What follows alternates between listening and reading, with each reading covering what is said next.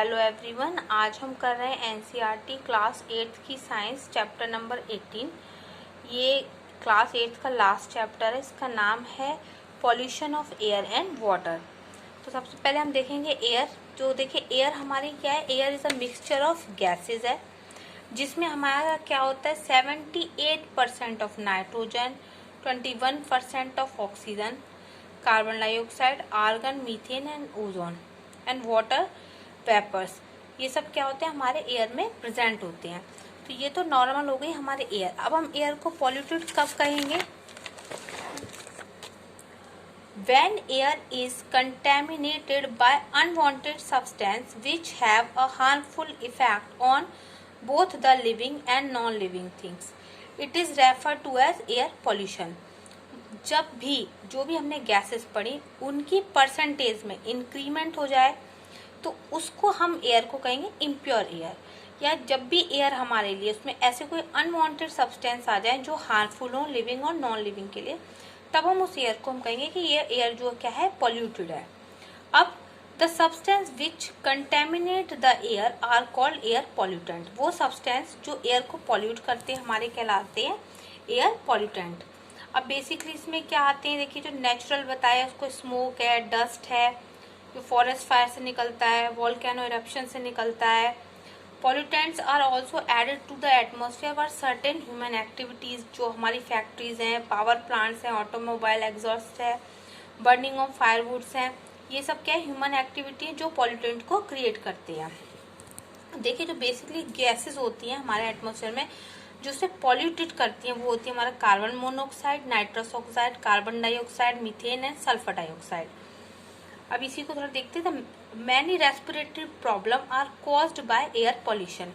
देखिए एयर को हम जो ऑक्सीजन है उसको हम एयर से लेते हैं, तो जैसे ही हमारे एयर पॉल्यूट होगी तो वो सबसे ज्यादा प्रॉब्लम क्या क्रिएट करेगी, हमें रेस्पिरेटरी प्रॉब्लम को क्रिएट करेगी। अगर आपने सुना हो कोई भी चीज हम बर्न करते हैं तो उसमें कार्बन मोनोऑक्साइड निकलती है जो हमें क्या कहते हैं सांस लेने में दिक्कत देती है। आपने देखा होगा कि आप रूम बंद करके फायर करेंगे तो सफोकेशन होगी, वहाँ पे क्या होता है कार्बन मोनोऑक्साइड जो की परसेंटेज होती है वो बढ़ जाती है, जिससे हमें इनहेलिंग में प्रॉब्लम होती है।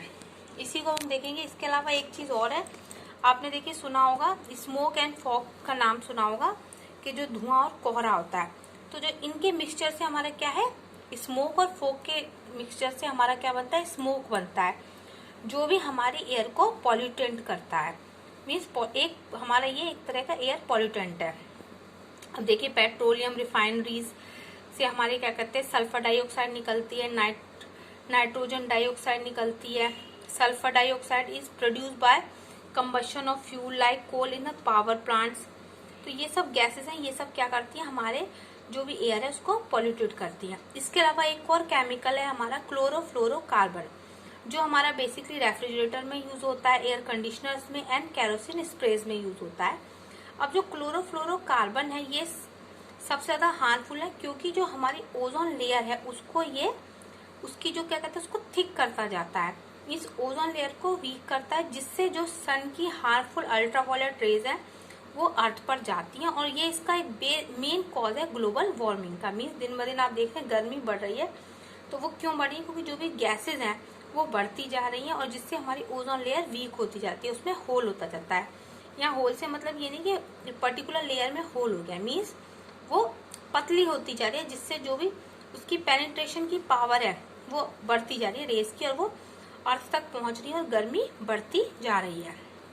अब ये क्या करती हैं जो भी गैसेज हैं ये क्या करती हैं हमारी रेस्पिरेटरी बहुत सारे डिजीज को कॉज करती हैं। अब यहाँ की एक केस स्टडी ली गई है, हमने ताजमहल का एग्जाम्पल लिया है कि देखिए जो पॉल्यूटेंट है in the air are discolouring its white marble. कि आपने सुना होगा कि जो हमारा ताजमहल है वो 7 वंडर में से एक है और वो व्हाइट मार्बल्स का बना है, पर जो ये व्हाइट मार्बल्स हैं ये इनका कलर फीका पड़ता जा रहा है। इसका कॉज क्या एयर पॉल्यूटेंट है।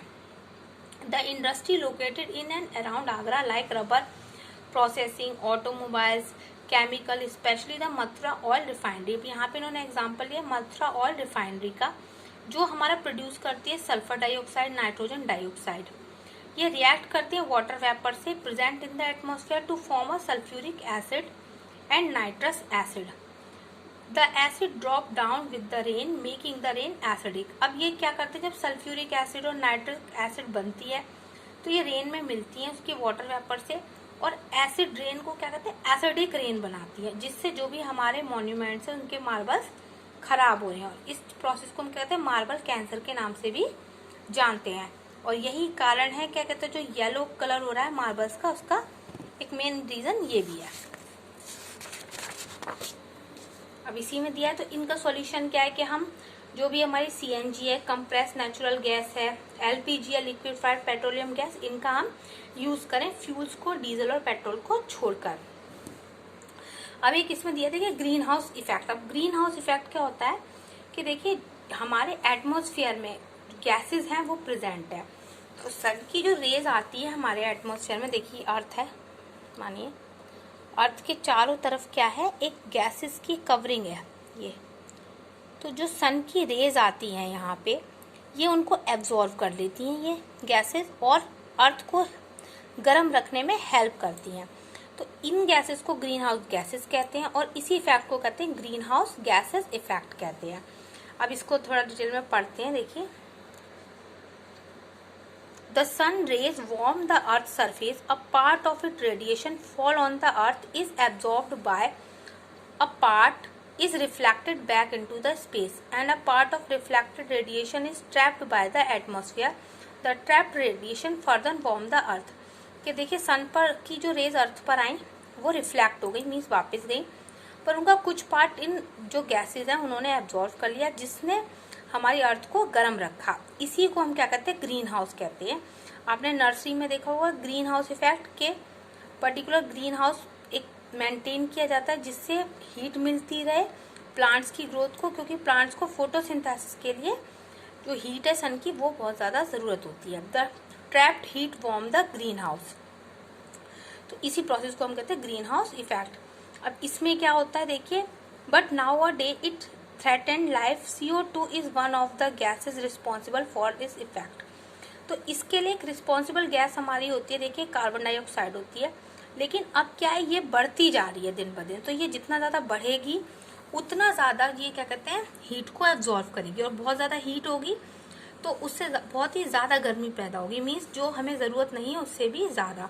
तो जब इसकी एक्सेस हो जाएगी CO2 की, तो ये पॉल्यूटेंट की तरह वर्क करेगी।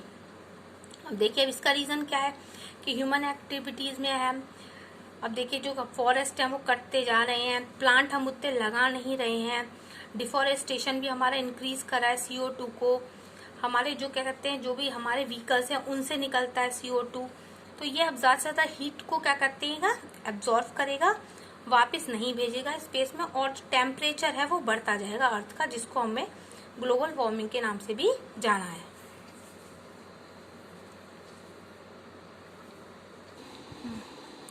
अब देखिए इसी इफेक्ट को हमने कहा ग्रीन हाउस गैसेस कहा, इन गैसेस को, इस इफेक्ट को कहा हमने ग्रीन हाउस इफेक्ट। अब इसके लिए कोरेटो प्रोटोकॉल एक आया था, जिसमें क्या था कि जो भी ग्रीन हाउस गैसेस हैं उसको बढ़ाने वाले जो भी रीज़न है उसको कम करने के लिए कहा। मीन्स इसमें बेसिकली कहा गया कि जो क्लोरोफ्लोरोकार्बन है उसको हम कम करें, और जो भी हमारा कार्बन का एमिशन है उसे कम से कम करें। कि आपने देखा पढ़ा होगा कि Gangotri glacier in the Himalaya start melting because of global warming, कि जो भी हमारे ग्लेशियर्स हैं वो पिघल रहे हैं क्योंकि जो भी अर्थ पे हीट है वो बढ़ती जा रही है। इसका अल्टरनेटिव अपने अभी डिस्कस कर लिया कि CNG है।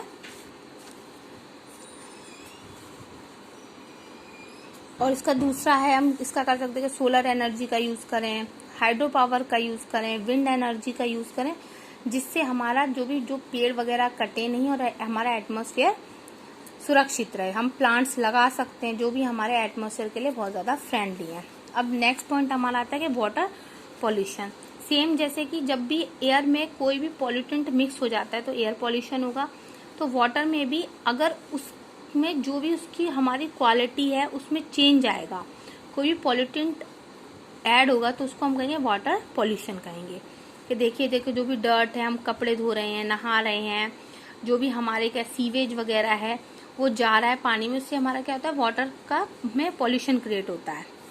अब इसमें क्या है कि ये क्या करता है, हमारे जो quality and change it smell and order, जो भी हमारा वाटर है उसकी क्वालिटी में, उसके स्मेल में, उसके कलर में चेंज करता है। अब हार्मफुल जैसे क्या देखो टॉक्सिक केमिकल है, सीवेज है, स्लिट्स है, ये सब हमारे क्या करते हैं, वाटर पोल्यूशन को क्रिएट करते हैं।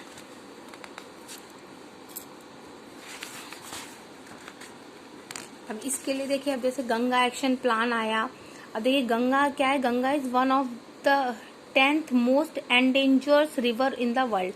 क्या गंगा के बारे में हम लोग सब जानते हैं, लेकिन अब ये क्या है, जो 10th जो मोस्ट एंडेंजर्स रिवर्स हैं उसमें ये ऐड हो गई है। मीन्स अब ये दिन ब दिन पॉल्यूटेड होती जा रही है, क्योंकि हम गार्बेज डाल रहे हैं, इसमें अनट्रीटेड सीवेज डाल रहे हैं, डेड बॉडीज डाल रहे हैं, तो ये क्या है, इसकी क्वालिटी को खराब कर रही है। ये आज की डेट में इतनी खराब हो गई कि जो भी इसमें एक्वेटिक एनिमल्स हैं वो सर्वाइव नहीं कर सकते। इसको रोकने के लिए गवर्नमेंट ने गंगा एक्शन प्लान लाया, जो 1985 में लॉन्च हुआ था, जिसमें क्या कहते हैं, जो भी पॉल्यूशन कॉज कर रहे हैं हमारे गंगा में उसको कंट्रोल किया जाएगा। अब देख सकते हैं, let us take a specific example to understand the situation. The Ganga at Kanpur in Uttar Pradesh has one of the most polluted stretch of the river. कि कानपुर का जो हिस्सा है वो बहुत ज्यादा पॉल्यूटेड है, because people can be seen bathing, washing cloth और डेसिफिकेशन इन द रिवर्स। ये इसके रीजन है कि कानपुर का जो एरिया वहाँ पे बहुत ज्यादा पॉल्यूटेड है। इसके अलावा at Kanpur the amount of water is comparatively small and the flow of river is very slow. और यहाँ पे क्या कहते हैं, 5000 से भी ज्यादा इंडस्ट्रीज हैं, जिसमें फर्टिलाइजर, डिटर्जेंट, लेदर और प्लांट और पेंट इंडस्ट्रीज हैं, जो टॉक्सिक मटेरियल को रिलीज करती हैं, जो हमारे एयर रिवर को पॉल्यूटेड करता है। यही दिया, देखिए example are oil refineries, paper factory, textile, sugar mills release. अब ये क्या रिलीज करते हैं, arsenic, lead, fluorides which lead to toxicity in plant and animal. और ये पानी जब हम पीते हैं, जानवर पिएंगे या हम प्लांट्स में जाएगा, प्लांट्स के थ्रू एनिमल्स में जाएगा या ह्यूमंस में जाएगा, तो ये पूरे ही कोई ना कोई डिजीज कॉज करेगा और ये हेल्थ के लिए बहुत ज्यादा हार्मफुल है। इसके अलावा देखिए, हमने फर्स्ट चैप्टर में पढ़ा था पेस्टिसाइड और वीडिसाइड्स के बारे में। मीन्स के जो भी हमारे वीड्स आ जाते हैं या जो भी पेस्ट हमारी फसल को खराब करते हैं, वहाँ पे केमिकल यूज करते हैं। ये केमिकल्स भी क्या है, सॉइल के थ्रू वाटर में जाता है, वाटर को पॉल्यूटेड करता है। ठीक है, अब इसमें और दिया, देखिए pond which look green from a distance because they have a lot of algae growing in them. आपने कई बार देखा होगा कोई भी नदी है वो बहुत दूर से हरी हरी दिखाई देती है। इसका रीजन क्या है कि वहाँ पे एल्गी ग्रो हो रही हैं। अब एल्गी क्यों ग्रो हो रही है, क्योंकि वहाँ पे एक्सेसिव केमिकल है जो उनके लिए खाने की तरह वर्क करता है। और ये चीज बताता है कि जो पानी है अभी पीने लायक नहीं है, कि इसमें इतने ज्यादा क्या कहते हैं बैक्टीरियाज हो गए हैं कि अब इसमें जो ऑक्सीजन की कंजप्शन है वो भी कम हो गई है, और ये एक्वेटिक एनिमल्स को किल कर रहा है। इस सब में यही दिया है कि ये डिजीज कॉज करते हैं, वायरस, बैक्टीरिया आते हैं, पैरासाइट्स आते हैं, टाइफाइड, जॉन्डिस आते हैं।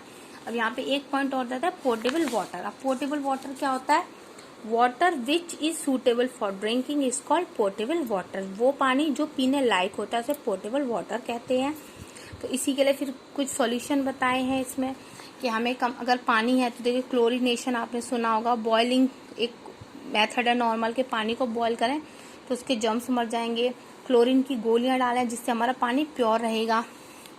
और इसमें एक चीज और दी है कि रिड्यूस, रीयूज एंड रिसाइकिल, कि जो भी हमारा वेस्ट मटेरियल है, अगर हम देखें पॉलीथीन ले लें, पानी में हम फेंक रहे हैं, कूड़ा डाल रहे हैं, तो उसको हम रिड्यूस करें, पॉलीथीन के यूज को कम करें। जो भी चीजें प्लास्टिक है रीयूज करें और रिसाइकिल करें। जो जो चीजें रिसाइकिल हो सकते हैं वो हम रिसाइकिल करें, जिससे हमारा एटमॉस्फेयर क्लीन रहेगा और पॉल्यूशन फ्री रहेगा, जिससे हमें एक हेल्दी लाइफ मिलेगी। That's all for today. Thanks for watching my video. और यहाँ पे हमारा चैप्टर फिनिश होता है। थैंक्स।